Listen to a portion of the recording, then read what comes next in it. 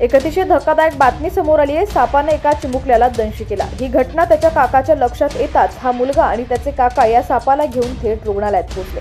तिथं रुग्णालयात त्यांच्यासोबत काय घडलं पुढे पाहूयात। त्याआधी तुम्ही HPN मराठी न्यूज चॅनल पहिल्यांदाच पाहत असाल आणि अजूनही चॅनलला सबस्क्राइब केलं नसेल तर नक्की सबस्क्राइब करा आणि बेल आयकॉनवर क्लिक करून नोटिफिकेशन्स मिळवा।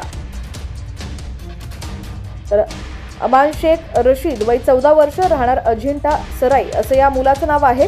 हा मुलगा साप घेऊन रुग्णालयात पोहोचला। तिथे जाताच डॉक्टरांना म्हटला की साहेब, या सापानं मला चावा घेतलाय, तो विषारी आहे की बिनविषारी ते बघा आणि माझ्यावर उपचार करा।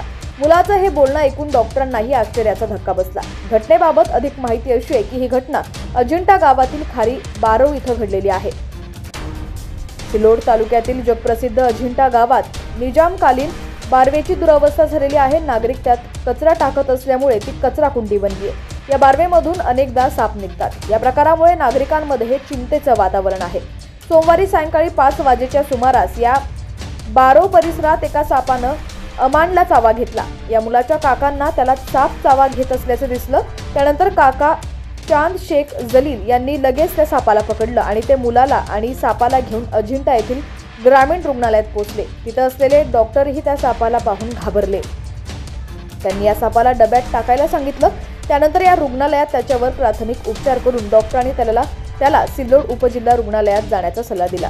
सध्या या चिमुकल्यावर छत्रपती संभाजीनगर इथं उपचार सुरू असून त्याची प्रकृती चांगली असल्याची माहिती डॉक्टरांनी दिली आहे। विशेष म्हणजे या संपूर्ण प्रवासादरम्यान हा चिमुकला सापाला न घाबरता चक्क सापाला उशाला घेऊन झोपला।